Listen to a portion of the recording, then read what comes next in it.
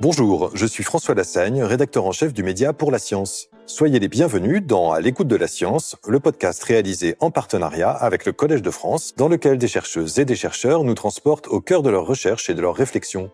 L'équipe de Pour la Science travaille au quotidien avec des dizaines de chercheuses et chercheurs de tous les domaines. Physique, biologie, mathématiques, archéologie, médecine. Beaucoup d'entre eux publient dans les pages du magazine et sur le site de Pour la Science des articles au plus près des dernières avancées de leur champ d'études. Ces chercheuses et chercheurs viennent à la rencontre de nos abonnés lors d'interviews enregistrées en public au Collège de France et diffusées dans les épisodes du podcast À l'écoute de la science, avec l'ambition de transmettre toujours directement et encore plus largement le savoir scientifique. Dans cet épisode, nous avons le plaisir de recevoir Armelle Rancillac. Armelle Rancillac est neurobiologiste, chargée de recherche à l'INSERM et affiliée au Collège de France. Ses travaux se concentrent sur les mécanismes cellulaires et moléculaires impliqués dans la régulation du sommeil, avec une attention particulière aux interactions entre neurones et cellules gliales.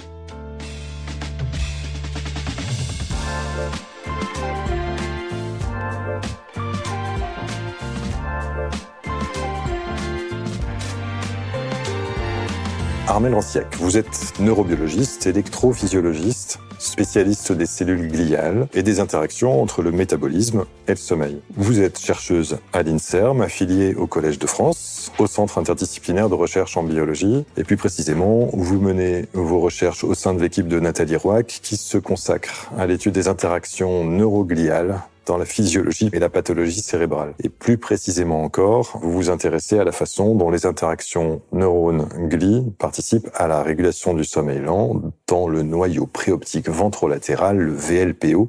Nous allons y revenir. Vous êtes par ailleurs très investi dans la communication scientifique auprès d'un public très large puisque vous faites partie du comité de communication de la Fédération européenne des sociétés de neurosciences. Et vous êtes coordinatrice de la Semaine du cerveau qui s'achevait hier et a dû probablement empiéter sérieusement, ou peut-être, j'espère, pas trop, sur votre sommeil.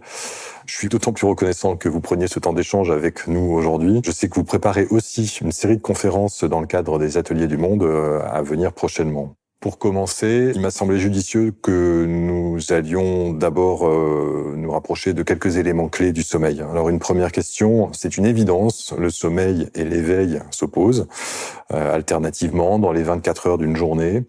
Cette alternance, autant qu'on le sait, est réglée par deux mécanismes principaux. Est-ce que vous voulez bien nous les rappeler ? Tout à fait. Donc, il existe deux grands mécanismes de régulation du sommeil.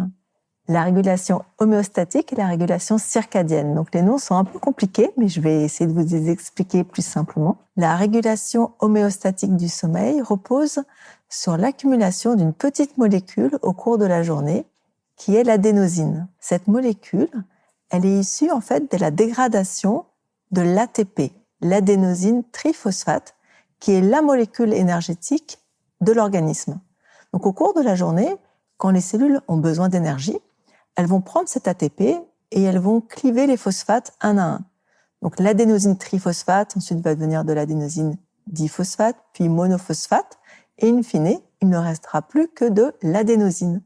Donc c'est très astucieux parce que comme ça, les cellules, et donc l'organisme et le cerveau, peut coder le temps passé en éveil grâce à l'accumulation d'adénosine qui aura utilisé toute son énergie pour faire fonctionner les cellules. Ainsi, en fin de période active, donc on a beaucoup d'adénosine, ce qui va créer une forte pression de sommeil, parce que cette adénosine va pouvoir stimuler les neurones promoteurs du sommeil. Si on fait une courte sieste, inversement, on va pouvoir diminuer ponctuellement les taux d'adénosine, relever la pression de sommeil pour gagner en vigilance. Et bien sûr, quand on fait une nuit complète, on redescend bien les niveaux d'adénosine pour pouvoir repartir le lendemain sur une nouvelle journée dynamique et efficace. Le deuxième grand mécanisme de régulation du sommeil est la régulation circadienne qui se fait donc autour du cycle de 24 heures de la journée, donc circadien. Comme on s'est construit sur la planète où il y a des rythmes de 24 heures, naturellement, notre organisme a mis en place des stratégies aussi pour que notre sommeil, notre vigilance accompagne ces rythmes, pour qu'on soit plus actif pendant la journée où c'est plus facile de se déplacer, et que la nuit où on n'arrive pas à chasser et qu'on ne voit pas très bien, on puisse au contraire se ressourcer et dormir. Cette alternance donc de rythme entre le jour et la nuit il va dépendre d'une horloge interne qu'on a au centre de notre cerveau, le noyau suprachiasmatique, qui est vraiment le chef d'orchestre et qui va donner un rythme à tous les organes et toutes les cellules de l'organisme. Ainsi, on va avoir des synthèses hormonales qui sont rythmées par le noyau suprachiasmatique. Le problème, c'est que ce chef d'orchestre, il a besoin d'être régulièrement remis à l'heure. Donc, il y a différents facteurs qui vont le remettre à l'heure. Et le plus important, celui qui a l'efficacité maximale, ça va être la lumière. C'est pour ça qu'on préconise souvent de sortir et de bien s'exposer à la lumière, surtout le matin, pour mettre à l'heure cette horloge. Il y a également la prise alimentaire qui va être importante pour synchroniser nos rythmes et mettre à l'heure l'horloge, ainsi que les interactions sociales et le sport, principalement. Grâce à cette horloge centrale, on va donc définir des fenêtres de sommeil pendant lesquelles le sommeil sera beaucoup plus efficace et régénérant. C'est pour ça notamment aussi que lorsqu'il y a un petit jet lag, on a un changement d'horaire et on va devoir dormir en dehors de nos fenêtres de sommeil, ce qui fait que le sommeil il est un petit peu moins récupérateur, moins efficace, et on va mettre 2-3 jours à récupérer et à se réadapter pour avoir un bon sommeil de qualité, le temps que nos fenêtres de sommeil et que notre horloge interne se recale bien et qu'on puisse avoir de nouveau un bon sommeil récupérateur.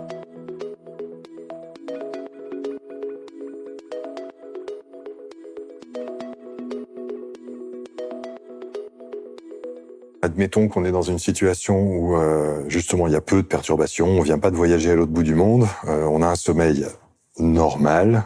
Ce qu'on sait aussi, c'est que ce sommeil normal va se dérouler par phases. Et sans doute, vous l'avez déjà entendu, déjà lu, ces phases-là en particulier, on va avoir des phases de sommeil qu'on appelle lent, et puis des phases de sommeil qu'on appelle paradoxales. D'abord, est-ce que c'est bien ça? Et puis, est-ce qu'on arrive à identifier dans le cerveau des circuits, des mécanismes qui sous-tendent ces phases particulières les plus importantes du sommeil? Exactement. Donc en fait, quand on va s'endormir, progressivement, nos neurones dans le cerveau, ils vont avoir tendance à se synchroniser. Au début, ça va créer du sommeil lent léger, et plus cette synchronisation s'accélère et augmente, plus on descend en profondeur dans le sommeil pour arriver au sommeil lent profond. C'est un petit peu comme quand on applaudit à la fin d'un spectacle. Au début, donc tout le monde applaudit de manière asynchrone, ça décharge dans tous les sens. Puis, au fur et à mesure, on ralentit en rythme, et les gens ont tendance à se synchroniser pour arriver à ce qu'on pourrait assimiler à du sommeil lent profond.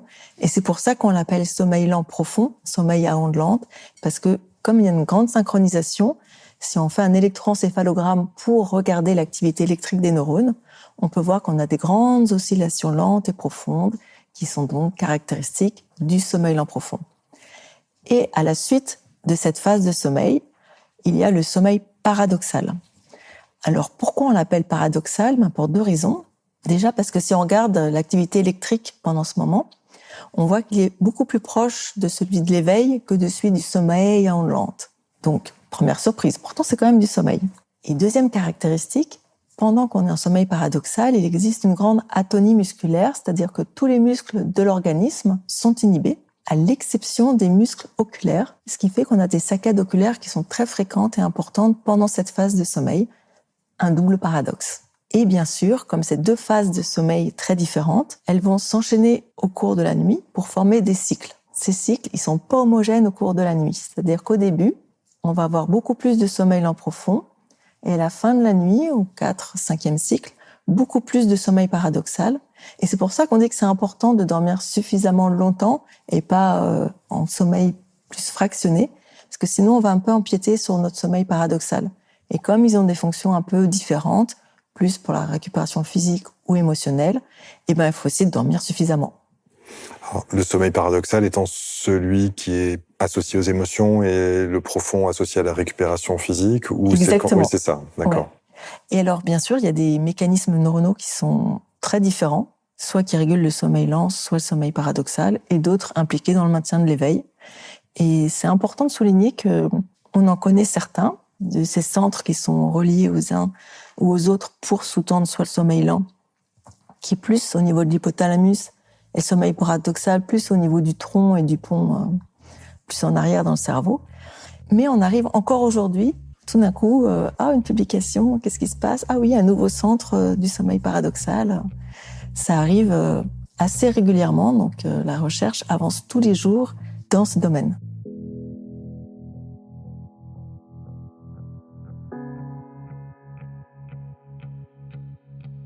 Alors justement, il y a de votre côté un intérêt particulier au sommeil lent. Est-ce que vous pouvez préciser pourquoi? Et est-ce qu'il est moins étudié? Est-ce qu'il y a plus de choses à découvrir? Alors déjà, si on part du constat qu'un Français sur 3 souffre de troubles du sommeil, on pourrait se dire, bon, c'est quand même colossal, il doit y avoir énormément de laboratoires qui travaillent sur le sommeil. Eh ben, pas tant que ça, hein. Comparé aux autres fonctions, moi, j'étais un petit peu surprise quand j'ai commencé à m'intéresser au sommeil de voir qu'il y avait assez peu de laboratoires et encore moins qui s'intéressent au sommeil lent. Alors pourquoi? Peut-être parce que il est très profond dans le cerveau, l'hypothalamus qui est important pour la régulation du sommeil lent, et du coup, il y a moins de laboratoires qui vont l'étudier. Parce que c'est plus difficile matériellement d'aller chercher des signaux parce que c'est très profond dans le cerveau, aussi simplement que ça? Enfin, c'est une raison possible? Exactement, parce qu'il y a beaucoup de laboratoires qui utilisent des techniques d'imagerie pour essayer d'étudier le fonctionnement neuronal, et que quand c'est trop profond, les techniques d'imagerie, elles n'arrivent pas à descendre à ce niveau-ci. Donc, problème. C'est une des raisons pour lesquelles on est obligé de passer sur le modèle animal pour essayer d'aller plus loin dans la compréhension de ces mécanismes, parce que chez l'homme, on est bloqué par l'accessibilité, la profondeur de l'hypothalamus. D'accord. Alors on va y revenir justement à cette question de la manière dont on arrive à approcher le sommeil chez l'animal pour apprendre des choses sur l'homme. On va y revenir, mais avant ça, j'aimerais qu'on s'approche justement de cette région du cerveau qui est pour vous là, une zone actuellement très intéressante que j'ai évoquée en introduction avec son nom barbare, le VLPO, le noyau préoptique ventrolatéral.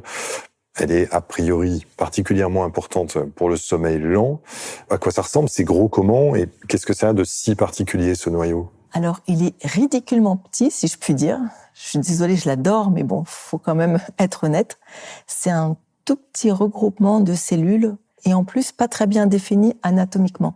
C'est aussi pour ça peut-être qu'il y a peu de laboratoires qui l'étudient, parce que déjà, il faut arriver à le localiser. C'est pas évident. D'où l'intérêt encore d'utiliser des animaux pour mieux le voir, parce que on sait qu'une des caractéristiques des neurones promoteurs du sommeil lent est qu'ils expriment une certaine protéine, c'est la galanine, enfin un neurotransmetteur. Et du coup, en utilisant des sondes fluorescentes, on peut les faire s'exprimer uniquement dans ce neurone-là, et du coup bien voir le VLPO, parce que ça va faire un petit cluster de neurones verts. Et j'ai oublié de répondre juste avant sur les rôles du VLPO et du sommeil lent en général. C'est dommage que ce soit pas plus étudié, parce que ils remplissent un nombre de fonctions vraiment importantes.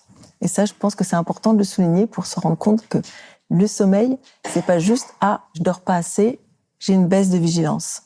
Le sommeil, il permet aussi la régulation de la température interne. Pourquoi? Parce que ces neurones du VLPO, ils sont localisés très près des neurones qui régulent la température. Et donc, il y a des interactions réciproques et un lien très fort qui s'est fait au cours de l'évolution et de la régulation de la température interne. C'est pour ça que pour s'endormir, il va falloir que notre température interne diminue de 0,5 degrés. C'est vraiment nécessaire pour qu'on décroche et qu'on s'endorme. Ensuite, si jamais on n'est pas assez bien, si on n'a pas des rythmes assez bien prononcés et qu'on ne dort pas assez, le lendemain, on va être plus frileux parce qu'on va avoir du mal à faire augmenter sa température interne qui normalement augmente au cours de la journée pour lui permettre de bien redescendre plus tard. Le sommeil lent, il permet aussi de renforcer le système immunitaire. On s'est aperçu que les personnes qui dormaient pas assez avaient des réponses vaccinales qui étaient nettement inférieures aux autres. Dommage. Mais une des fonctions principales du sommeil, et du sommeil lent en particulier, c'est le renforcement de la mémoire. Donc il y a différents types de mémoire, donc en particulier la mémoire déclarative, donc des faits et des événements. Parce qu'en fait, quand on va s'endormir, on va naturellement repasser en revue tout ce qui s'est passé dans la journée, en passant par ce qu'on vient de vivre avant de s'endormir jusqu'au petit matin, et en se disant « Ah ça c'est une information importante, je vais la consolider », ou « Ça c'est pas important, je vire, je vais faire de la place pour ce qui serait plus pertinent à retenir ». Et c'est bon à savoir, parce que si jamais vous voulez bien retenir quelque chose et que vous avez du mal, un petit conseil, il suffit de relire la chose, le poème ou la leçon juste avant de s'endormir, et naturellement, le cerveau la repassera, la consolidera. Très important. Le VLPO sert aussi au déclenchement du sommeil lent, qui va nettoyer le cerveau. Il va y avoir des mouvements pulsatifs au sein du cerveau pendant le sommeil lent pour que le liquide cérébrospinal, dans lequel baigne le cerveau, vienne à l'intérieur et puisse évacuer tous les métabolites qui se sont accumulés lors de l'éveil. Alors cette fonction-là, elle a été mise en évidence il y a à peine 10 ans. Il y a encore quelques laboratoires qui le contredisent, donc ça pourrait changer d'ici quelques années. C'est encore en train d'être affiné, mais je pense qu'il y a quelque chose qui se passe quand même de ce point de vue-là, parce que pendant le sommeil lent, il y aurait un nettoyage par le liquide cérébrospinal, et pendant le sommeil paradoxal, on ne sait pas pourquoi, mais il y a au contraire beaucoup plus de débits sanguins qui sont opérés dans le cerveau. Et là, on ne sait pas encore pourquoi, mais ça ferait un pendant et un parallélisme intéressant entre ces deux systèmes de circulation des fluides pendant les deux phases de sommeil.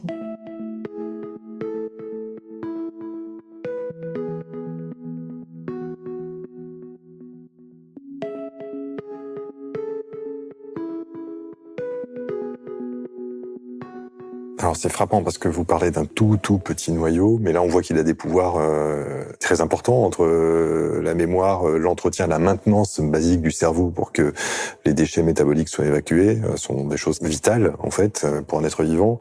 Est-ce que on sait dire aujourd'hui si le VLPO a structurellement quelque chose de spécial? Je sais que vous travaillez sur les cellules gliales, donc vous avez parlé beaucoup des neurones jusqu'à présent en disant le VLPO est proche de neurones qui gèrent la température, et vous n'avez pas parlé encore de ces autres types de cellules cérébrales que sont les cellules gliales. Est-ce que le VLPO, de ce point de vue-là, il a quelque chose de spécial? Très bonne question. En effet, il faut savoir qu'il y a un peu plus de cellules gliales que de neurones, mais pendant de très nombreuses années, on s'est intéressé qu'à l'étude des neurones.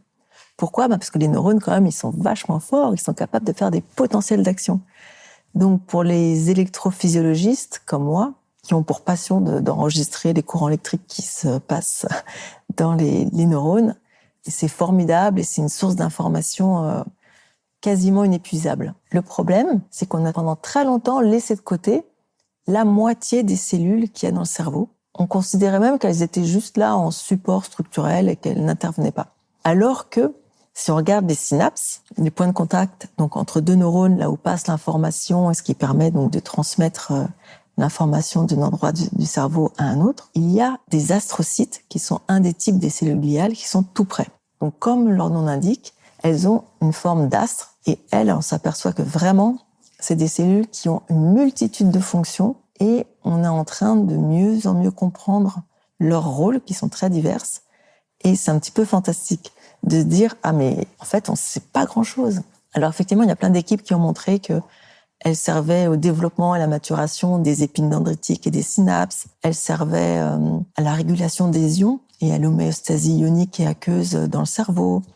Ensuite, les neurones, ils sont très gourmands en énergie, mais captent rarement le glucose directement, ils préfèrent le lactate. Donc les astrocytes, super sympas, elles prennent le glucose et elles vont le dégrader et le métaboliser en lactate pour que ces neurones soient plus satisfaits.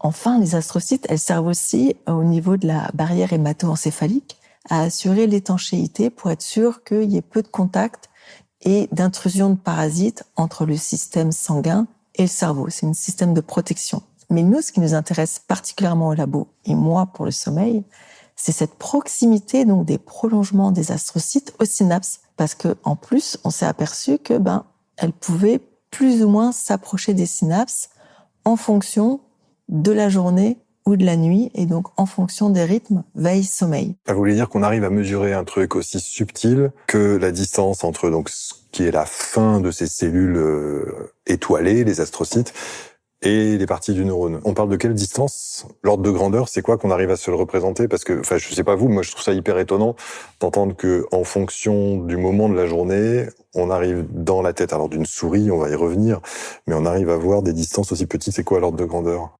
Alors, on utilise un microscope à super résolution, STED, qui a théoriquement une résolution de 30 nanomètres. Mais concrètement, nous, au laboratoire, on arrive à voir 80 nanomètres, 10 puissance moins 9. Donc, c'est vrai que c'est très, très petit, mais largement suffisant pour voir des synapses. Donc, comme ça, avec des anticorps sur des tranches de cerveau, on arrive à colorer d'une certaine couleur l'élément présynaptique, avec notre couleur l'élément postsynaptique, et en utilisant des souris transgéniques qui ont des astrocytes en vert, on peut vraiment mesurer, le point central entre deux synapses et le prolongement vert le plus proche de la synapse, et ainsi faire plein de mesures de ces distances à différents moments du cycle jour-nuit et se dire, ah bah oui, effectivement, globalement, il y a un rapprochement ou un éloignement de ces prolongements. Et en plus, on a pu mettre en évidence des variations de densité de ces synapses, ce qui laisserait supposer que peut-être le fait qu'un prolongement se rapproche, en plus de pouvoir moduler directement l'efficacité d'une synapse, ça pourrait indiquer les synapses, les taguer, pour donner un signal afin que ces synapses soient éliminées et faire varier leur concentration.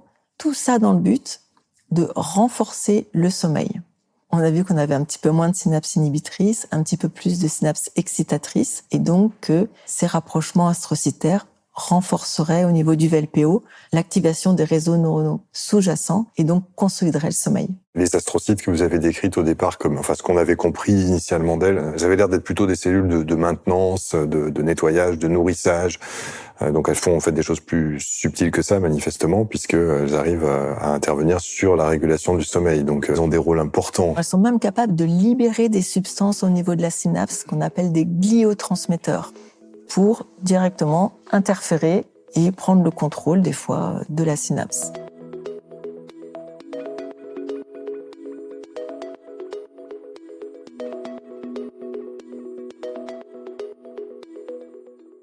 Alors si on arrive à observer ça en travaillant avec des souris, on imagine chez l'humain que c'est déjà assez compliqué. Les laboratoires du sommeil où on fait dormir des volontaires pour faire des mesures en mettant des électrodes sur leur tête.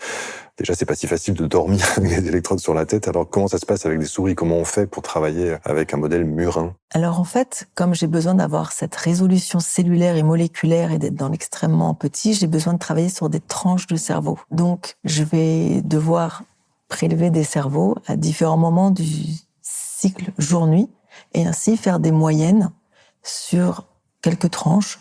On a suffisamment de synapses par tranche pour dire, là, globalement, je vois ces grands changements.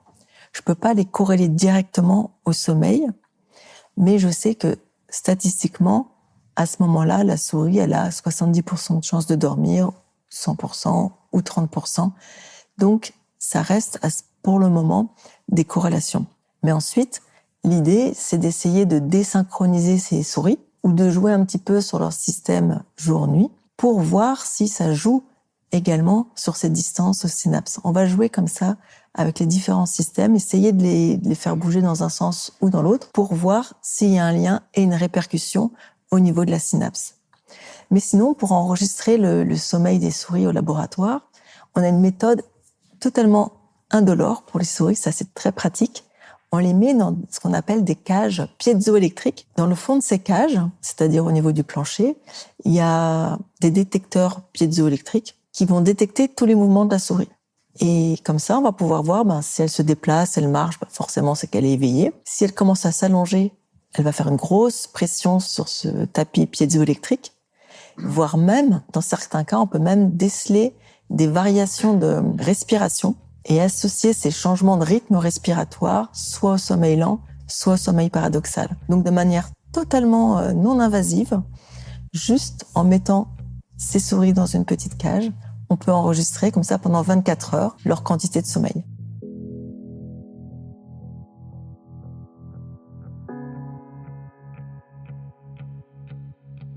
Dans le lien entre les souris et les humains, est-ce que ce que vous êtes en train de mettre en évidence, donc ce rôle des astrocytes dans les rythmes du sommeil, en particulier dans le sommeil lent chez la souris, est-ce que c'est facile à transposer justement chez l'humain? Comment on fait pour faire le rapprochement? Est-ce que ce qu'on comprend de la souris peut facilement être interprété pour l'humain? Et qu'est-ce qu'on peut faire pour s'en assurer? Est-ce qu'on peut modifier les souris, les rendre un peu plus humaines, peut-être génétiquement? Je dis sans doute des bêtises, mais est-ce qu'on peut se rapprocher avec la souris de ce que nous sommes, nous les humains? En fait, déjà, pourquoi on utilise ce modèle animal? C'est que c'est des mammifères qui sont très proches de l'homme et on arrive très fréquemment à transposer les mécanismes. Pour leur donner un ordre d'idée, il y a autant de différences génétiques entre une souris et un rat qu'entre un homme et une souris. Donc, faut pas se fier à l'apparence. Donc, les souris, si on regarde leur sommeil, elles ont aussi du sommeil lent et du sommeil paradoxal. tout comme l'homme. Donc ça reste un modèle d'étude de choix et très privilégié dont on pense qu'il sera transposable chez l'homme. La seule différence, c'est que nous, on est au sommet de la chaîne alimentaire et pas la souris. Et donc, la souris a développé un sommeil très fragmenté parce que c'est des questions de survie quand même. Elle ne peut pas se permettre de rester 8 heures dans son petit nid à dormir.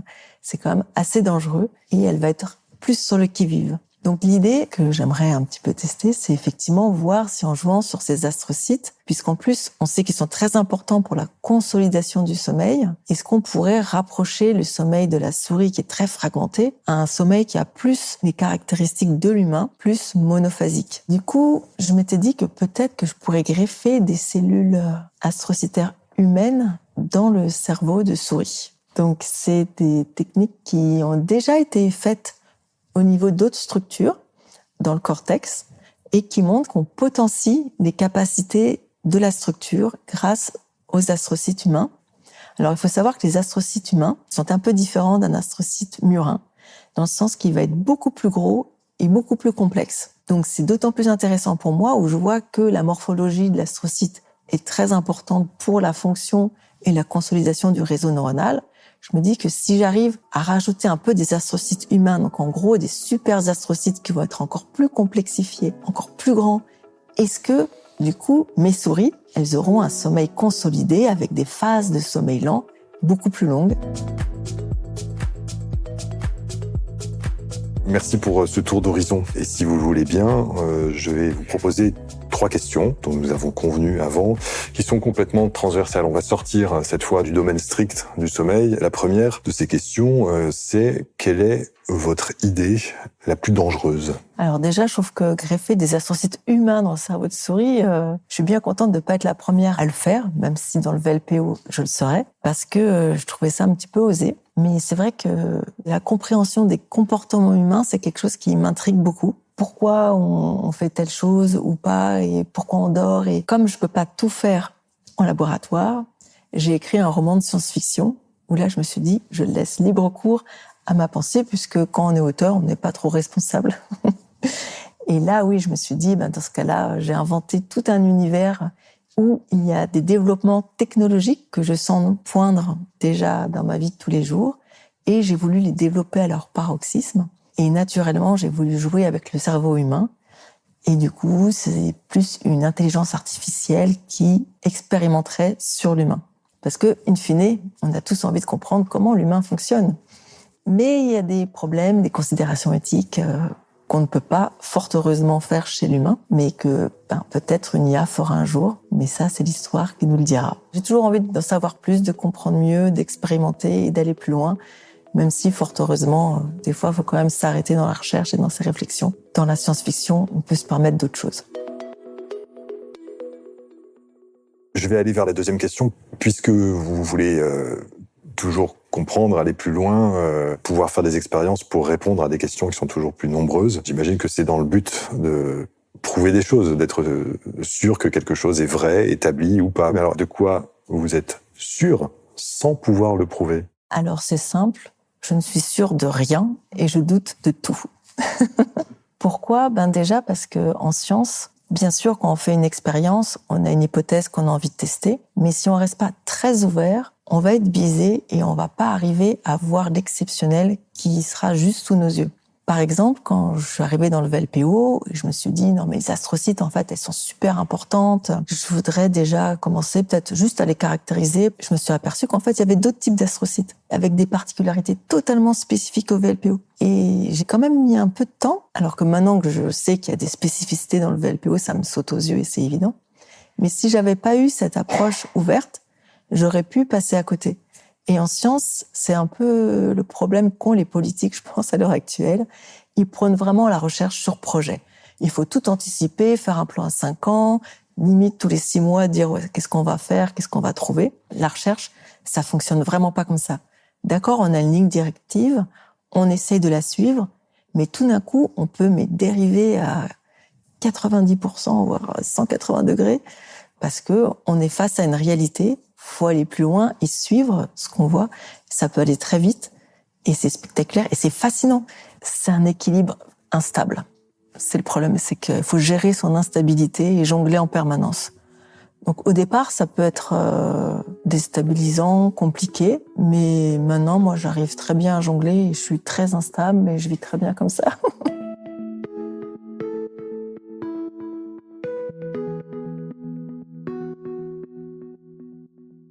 La troisième de ces questions un peu transverses, peut-être à vocation plus de prévention ou d'alerte. Qu'est-ce qui n'est pas assez connu? Une idée qui, pour vous, mérite absolument qu'on la diffuse plus largement et qu'elle soit mieux connue? Alors, souvent, quand je discute science avec des gens qui sont pas trop scientifiques, ils sont super étonnés, ils ont l'impression qu'on sait déjà beaucoup de choses ou que eux ne savent rien. Et la première chose que j'ai envie de leur dire, mais non, je vous arrête tout de suite. On ne connaît rien. On est actuellement à la préhistoire des sciences. Il y a encore tout à découvrir sur le cerveau. Et ça, c'est une des réalités qui m'a frappée. En particulier aussi quand j'ai commencé à travailler sur le sommeil, c'était en 2011. On ne connaît rien. Il suffit de regarder, d'étudier. Il y a tout à découvrir et à mieux caractériser. Et donc, à chaque fois qu'on me pose la question, oui, tu cherches, mais et tu trouves? Moi, ça me heurte parce que j'ai envie de leur dire, mais vous vous rendez pas compte? Bien sûr que je trouve et je trouve tous les jours. Et une autre caractéristique de la recherche que j'ai envie de faire partager, c'est aussi pour ça peut-être que je fais beaucoup de communication, c'est que dès qu'on trouve quelque chose, ça provoque une émotion, un émerveillement, mais qui est incommensurable. Alors même si on a beaucoup de paperasse, beaucoup de bureaucratie, et que ça peut être des fois très fastidieux, ces joies de la découverte qu'on peut faire sur la paillasse, c'est une émotion incroyable, et c'est génial, et c'est pour ça que j'essaye d'encourager les plus jeunes à se lancer dans le monde de la recherche, parce que pour moi, c'est le plus beau métier du monde. Et c'est pour ça aussi que je lutte beaucoup pour Stand Up for Science, parce que il faut défendre ses libertés, les libertés académiques, et le droit d'en savoir plus sur notre cerveau et comment on fonctionne pour aider l'humanité à avoir, déjà un sommeil meilleur, mais aussi une vie meilleure en général. Merci, chère Armelle, d'avoir bien voulu partager vos réflexions, vos idées d'autrice de fiction aussi, même si vous n'avez pas dévoilé tout ce que dit votre roman. Si vous le voulez bien, cher public, chers abonnés, si vous avez des questions à poser à Armelle Rancillac, c'est le moment.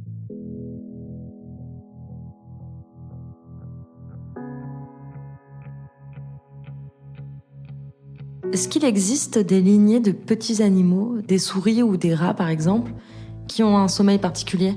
Je ne sais pas si ça existe, mais est-ce qu'on peut avoir une idée de ce qu'il se passe dans une souris insomniaque ou pas? On peut travailler sur des souris insomniaques quand on les stresse. Il y a certains labos, notamment à l'armée, qui travaillent sur l'impact du stress sur la vigilance et le sommeil. Et dans ce cas-là, ils peuvent stresser les souris et voir quel impact ça va avoir sur leur physiologie. Mais sinon, ce qu'on fait plus généralement en laboratoire, c'est qu'on va jouer sur un gène ou une molécule dans une région précise, et en changeant juste un petit élément, on va regarder l'impact que ça va avoir sur toute la physiologie et toute cette fonction dont on pense que ça pourrait impacter, avoir un effet. Et comme ça, on peut mieux comprendre le rôle de la cellule, de la structure ou de la molécule sur le sommeil ou tout autre comportement. Peut-être une question de mon côté, mais une question très simple qui nous ramène au tout début de ce que vous avez exposé sur l'homéostasie, le fait qu'il y a une pression de sommeil qui s'installe dans la journée. Vous avez dit, c'est assez simple, vu de loin en tout cas, il y a une molécule, l'adénosine, qui s'accumule, et puis si ça s'accumule, au bout d'un moment, il y en a beaucoup, et donc on se met à avoir vraiment sommeil. Donc ça dépend de notre métabolisme. Donc ça dépend sans doute, je suppose, de ce qu'on mange. Est-ce qu'on sait relier aujourd'hui assez clairement le type de ce que l'on mange à cette pression de sommeil? Si je veux éviter d'avoir sommeil très vite, qu'est-ce que j'ai intérêt à manger? Si je dois faire une longue soirée et pas m'endormir trop tôt, quel genre de régime dans la journée j'ai intérêt à suivre? Au début, où j'ai commencé à travailler sur les neurones du VLPO, on s'est dit, tiens, peut-être qu'ils auraient la particularité de capter directement le glucose. Et du coup, on s'était dit, c'est quand même intéressant de regarder comment ces neurones se comportent vis-à-vis du métabolisme. Et donc, on a appliqué différentes concentrations de glucose sur nos tranches de VLPO, tout en enregistrant leur activité électrique. Et effectivement, on s'est aperçu qu'ils étaient capables de capter ce glucose. Ensuite, du coup, j'ai eu envie d'aller plus loin et de voir le rôle des astrocytes, parce que normalement, c'est les astrocytes qui métabolisent le glucose pour les neurones. Et j'ai vu qu'en parallèle, elles prenaient quand même le glucose, comme partout ailleurs dans le cerveau, et qu'elles libèrent de l'adénosine en réponse à ce glucose pour renforcer la pression de sommeil. Et ce qui est très amusant, c'est qu'on a vu qu'une même concentration de glucose sur les astrocytes allait libérer un petit peu d'adénosine en début de période d'éveil, mais beaucoup d'adénosine en fin de période d'éveil quand la pression de sommeil est grande. Donc en fait, le cerveau, il est capable d'avoir une réponse qui s'adapte à l'état de vigilance du cerveau et l'apport en glucose favorisera donc grandement le sommeil, surtout à la fin de la période d'éveil. Ça, c'est quelque chose qu'on a montré au laboratoire et qui est transposable à l'homme. Ça a été montré aussi par la suite que du coup, si on mange plus sucré le soir, on va favoriser le sommeil, alors que si on privilégie un repas riche en protéines, on va plutôt favoriser l'éveil. Et ainsi, les pilotes de chasse se sont vus retirer leur barre de chocolat au bénéfice de la charcuterie pour les aider à être plus éveillés et moins avoir de somnolence quand ils pilotent leur mirage. On rencontre parfois des gens qui ont des sommeils qui sont extrêmement courts et des gens qui disent que 5 heures leur suffisent. Vous avez mis en évidence les vertus réparatrices du sommeil. Du coup, qu'est-ce qu'elles ratent, ces personnes-là ? Qu'est-ce qu'il se passe pour elles ? Globalement, leur espérance de vie est réduite, déjà. Donc, ils survivent bien, mais statistiquement un peu moins longtemps. Mais ensuite, on est tous très inégaux vis-à-vis du sommeil. Il y en a qui sont des gros dormeurs, d'autres des moins gros dormeurs, et d'autres qui sont en grosse dette de sommeil. Attention, il faut faire la différence entre petits dormeurs et des grosses dettes de sommeil. Les vrais petits dormeurs vont avoir moins d'impact délétère que ceux qui sont en grosse dette de sommeil, parce que là, ils vont à l'encontre de leur physiologie. Mais c'est parce qu'on a tous des synthèses hormonales qui sont différentes, des métabolismes qui sont différents, des concentrations de récepteurs qui sont différentes, des génétiques différentes, qui font que globalement, oui, on est tous différents, mais il faut faire au mieux avec notre organisme et essayer de suivre au mieux notre rythme et nos besoins. Et si on a besoin de 7-8 heures de sommeil, faut vraiment essayer de les respecter, ces besoins. Sinon, à court terme et à long terme, c'est catastrophique. Les conséquences de manque de sommeil à court terme, c'est diminution de la vigilance, augmentation des troubles métaboliques, perte des capacités cognitives, diminution de l'empathie, diminution des défenses immunitaires, on tombe plus facilement malade. Et à long terme, ça va être toutes les maladies cardiovasculaires, les AVC, certains cancers, la dépression et les maladies neurodégénératives. Donc le calcul est vite fait, il vaut mieux dormir un petit peu plus, d'autant plus qu'on profitera mieux de ces journées, on sera plus en forme et c'est plus agréable d'être en pleine capacité de ses moyens plutôt que de lutter toute la journée contre le sommeil.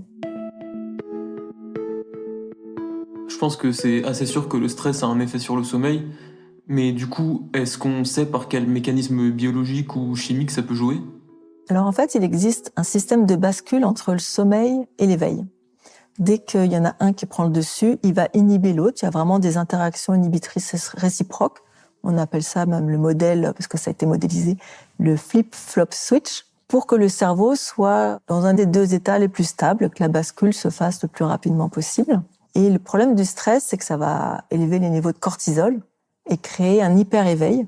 Et donc, ça va impacter sur le sommeil qui, du coup, sera diminué à cause de l'hyper-éveil.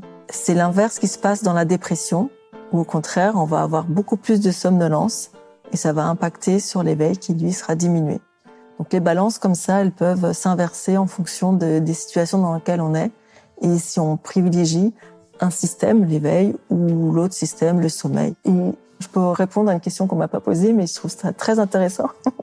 C'est que dans le cerveau, la recherche a récemment mis en évidence que toutes les zones du cerveau ne sont pas au même stade de sommeil en même temps. C'est-à-dire, en mettant des électrodes à différents endroits, on peut s'apercevoir que des fois, il y a des différences d'une demi-heure entre certains stades du sommeil et certaines régions du cerveau.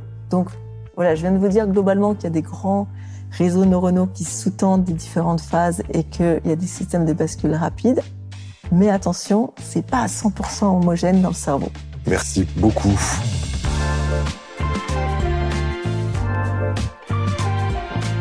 Vous venez d'écouter À l'écoute de la science, un podcast de Pour la science réalisé en partenariat avec le Collège de France, produit par Louis Créative. Merci à Armelle Rancillac d'avoir pris le temps de partager sa passion et ses connaissances. Merci au Collège de France et à David Adjemian de nous avoir accueillis. Merci aux abonnés de Pour la science d'être venus nombreux. Merci à Florent Routreluc, Gautam Choukla et Marion Girard pour la réalisation et la production de cet épisode. À l'écoute de la science est à retrouver sur toutes les plateformes d'écoute. Vous pouvez nous laisser des étoiles, des commentaires et surtout en parler autour de vous.